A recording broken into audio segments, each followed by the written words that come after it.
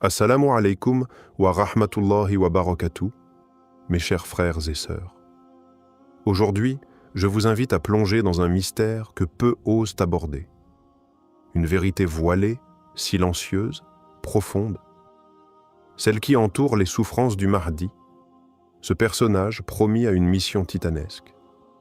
Mais si l'on vous disait que, bien avant son apparition, il souffre déjà, qu'il porte en lui une douleur invisible, connue seulement d'Allah et révélée à certains cœurs éclairés. Ce que nous allons évoquer aujourd'hui n'est pas un récit classique de triomphe, de conquête ou de gloire. C'est l'histoire d'un homme choisi, préparé, mais aussi éprouvé dans sa chair et dans son âme. Un homme que l'on imagine souvent comme fort et conquérant, alors qu'en réalité, sa force naît d'une épreuve intime. Une maladie secrète, une douleur constante, une solitude écrasante. Des savants comme Ibn Arabi ont laissé entrevoir des signes, des visions, des intuitions profondes. Selon eux, le Mahdi n'émergera pas comme un guerrier intact, mais comme un homme brisé, renforcé par l'épreuve. Et si cette maladie dont il souffre n'était pas un obstacle, mais le signe même de son élection divine? Aujourd'hui, il ne s'agit pas seulement de parler du Mahdi comme d'un futur dirigeant. Il s'agit de découvrir l'homme, celui que Dieu prépare dans le secret, loin des regards, dans la douleur, dans le silence, et dont la guérison pourrait bien être liée à celle de toute la Oumma. Frères et sœurs, êtes-vous prêts à entendre ce que peu osent dire? Êtes-vous prêts à voir le Mahdi, non pas comme un mythe, mais comme un cœur qui saigne pour nous? Lorsque l'on explore les textes spirituels les plus profonds, on découvre que le Mahdi n'est pas seulement un leader politique ou religieux, mais un être façonné par des souffrances invisibles. Des figures comme le cheikh Ibn Arabi, dans ses révélations mystiques, évoquent un être dissimulé, éprouvé dans son corps et dans son âme, avant même d'apparaître au grand jour. Dans ses écrits, Ibn Arabi ne décrit pas le Mahdi comme un homme sans faille, mais comme un serviteur brisé et humble, portant en lui le poids d'un immense secret. Il parle d'un homme caché parmi les gens, vivant dans l'anonymat, supportant des douleurs que peu peuvent y comprendre. Ces souffrances ne sont pas là par hasard. Elles sont un langage, un rappel, un pacte silencieux entre Allah et son serviteur. Certains textes anciens rapportent que le Mahdi serait affecté par une douleur physique continue, une faiblesse corporelle qui contraste avec la puissance spirituelle qu'il incarne. Il ne s'agit pas de simples maladies comme nous les connaissons, mais de blessures symboliques liées au destin de l'humanité. Sa douleur serait le miroir de celle de la Oumma. Plus elle est affligée, plus lui aussi est touché. D'autres savants parlent de nuit noire spirituelle, de solitude extrême, de silence imposé. Le Mahdi n'est pas formé dans la facilité. Il est forgé dans l'épreuve, car seule l'épreuve purifie, élève, réveille. Et pour guider les cœurs brisés, il faut avoir connu la fracture de l'intérieur. Ce n'est pas un héros de conte, c'est un cœur choisi, éprouvé, élevé. Et ses souffrances sont la première révélation de sa grandeur. Avant même la lumière, vient la brûlure. Les souffrances du Mahdi ne sont pas une simple fatalité. Elles portent une signification profonde, enracinée dans la tradition prophétique et la sagesse divine. Dans l'histoire de l'humanité, aucun envoyé, aucun homme choisi par Allah n'a été exempt d'épreuves.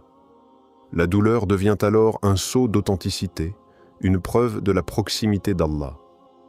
Le Mahdi, comme les prophètes avant lui, est purifié par la maladie et l'oppression silencieuse. Ce n'est pas une punition, c'est un affinement. Allah façonne ainsi ses élus, en brisant leurs attachements à ce bas monde, en les rendant entièrement dépendants de lui. Chaque douleur ressentie par le Mahdi l'arrache un peu plus à la dunya et l'élève vers l'invisible. Des savants disent que cette douleur est un secret entre Allah et son serviteur, une conversation muette, continue, qui l'accompagne jour et nuit. Elle le protège de l'orgueil, de l'impatience, de la colère. Elle le garde humble, doux, silencieux. Elle le pousse à se réfugier dans la prière, dans l'invocation, dans les larmes. C'est dans cette intimité spirituelle, loin des hommes, que le Mahdi est préparé. La maladie n'est donc pas un frein à sa mission. Elle en est la fondation. Comme un feu purificateur, elle brûle en lui tout ce qui pourrait entraver son rôle. Elle détruit l'ego, elle assèche les désirs, elle vide son cœur pour que seul Allah y demeure. Et lorsqu'il sortira, il ne sera pas un homme fort par ses muscles, mais un homme fortifié par la douleur, lucide, doux et redoutable. Car sa souffrance, loin de l'affaiblir, l'a transformé en miroir limpide de la volonté divine. L'un des aspects les plus marquants du parcours du Mahdi, tel que décrit par plusieurs savants spirituels, est son isolement profond et volontaire, imposé par Allah. Cet isolement n'est pas une fuite. C'est un ordre divin, une nécessité pour forger un être capable de supporter la lumière et le poids d'une mission planétaire. Comme Moussa a été retiré du peuple pendant 40 nuits, comme le prophète Muhammad a été isolé dans la grotte de Hira, le Mahdi est tenu à l'écart, loin du tumulte, loin des regards. Cet isolement est dit marqué par le silence, la solitude, la douleur physique et la réflexion intense. Il vit parmi les hommes, mais il est comme invisible. Allah l'a caché, non par peur, mais par sagesse. Il ne doit pas être contaminé par les passions de ce monde. Chaque jour, il observe, il pleure, il patiente. Son cœur est brisé 1000 fois par ce qu'il voit, l'injustice, la décadence morale, la confusion dans la Oumma. Mais cet isolement n'est pas un abandon, c'est l'école secrète d'Allah. Loin des applaudissements et des louanges, c'est là qu'il apprend la vraie reliance. Il découvre la force du tawakkul, l'endurance, la douceur face à la douleur. Ce silence qui pourrait tuer un autre homme renforce le Mahdi. Il n'a pas besoin de paraître, il a besoin d'être. Et Allah le prépare dans le mystère, comme on façonne une lame dans l'obscurité avant de l'exposer à la lumière. C'est dans ce vide apparent que la grandeur du Mahdi prend forme, doucement, mais inévitablement. La souffrance du Mahdi ne se limite pas à une maladie physique identifiable. Elle est bien plus profonde, intérieure, subtile, invisible aux yeux du monde. Il ressent une fatigue constante, comme si son corps portait le poids d'une autre époque, d'un autre monde. Son cœur est souvent lourd, sans cause apparente. Il ressent une tristesse sans nom, une sorte de mélancolie spirituelle que même la prière ne dissipe pas entièrement, car elle ne vient pas de lui, mais de ce que lui fait porter Allah. Parfois, il est pris d'angoisse silencieuse, de douleur dans la poitrine, de fièvre qui ne laisse aucune trace, des maux qui ne se guérissent ni par les remèdes ni par le repos. Ce sont des symptômes de l'âme, des blessures profondes liées à son destin. Il est le cœur battant d'une Oumma malade, et chaque battement est teinté d'un écho du mal qui touche la communauté. Il connaît aussi les douleurs du doute, non pas envers Allah, mais envers lui-même. Pourquoi suis-je encore là? Pourquoi suis-je celui qui doit porter ce fardeau? Il pleure parfois seul, dans la nuit, en se sentant indigne. Et pourtant, c'est précisément ce doute qui confirme son authenticité. Car seuls les véritables serviteurs se sentent trop petits pour une tâche immense. Il ne parle pas de sa souffrance. Il la cache. Il sourit parfois, mais au fond, son âme est en feu. Et ce feu est ce qui le distingue. Un feu intérieur qui ne détruit pas, mais qui purifie. Ce feu est la réponse d'Allah à une Oumma qui a trop longtemps éteint la lumière. Le Mahdi souffre, pour nous. Il y a un lien mystérieux, mais puissant, entre la douleur du Mahdi et l'état de la Oumma. Sa souffrance n'est pas individuelle.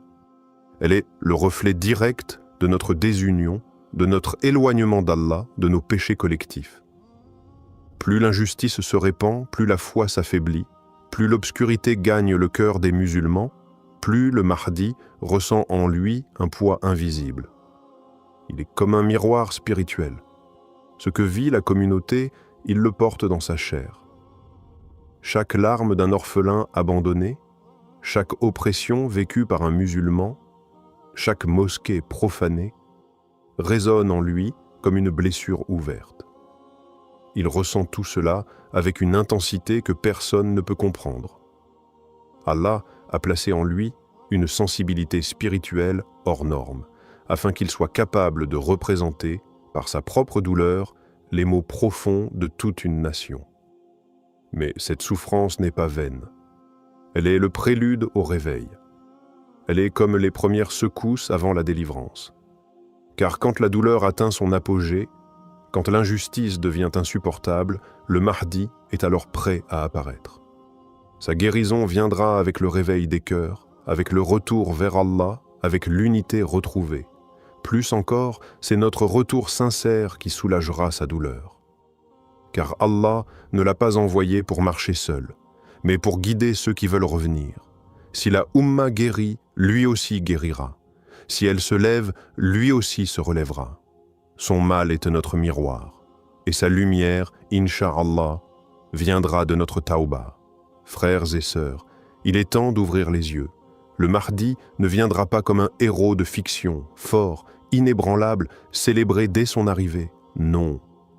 Il surgira blessé, silencieux, marqué par les années d'attente et de douleur.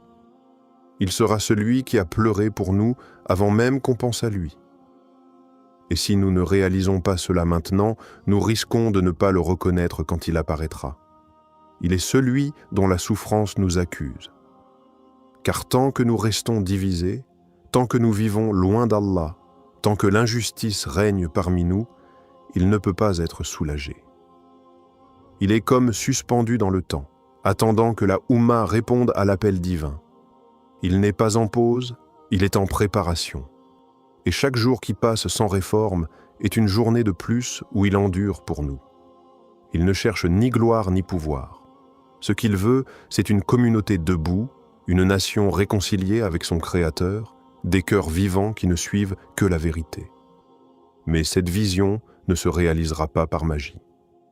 Elle commence avec chacun d'entre nous, car notre changement, aussi petit soit-il, soulage un peu de son fardeau. Frères et sœurs, le Mahdi n'est pas un mythe. Il est réel. Et il souffre peut-être en ce moment, quelque part, dans le silence, attendant qu'Allah lui dise « Sors ». Mais avant ce moment, posons-nous cette question sincère. Sommes-nous prêts à le suivre? Ou serons-nous ceux qui l'ignoreront, trop occupés par ce bas monde? Ne le laissons pas porter seul la douleur du monde. Réveillons-nous, relevons-nous, revenons à Allah. Car c'est en guérissant notre propre cœur que nous hâterons par sa permission la guérison du sien.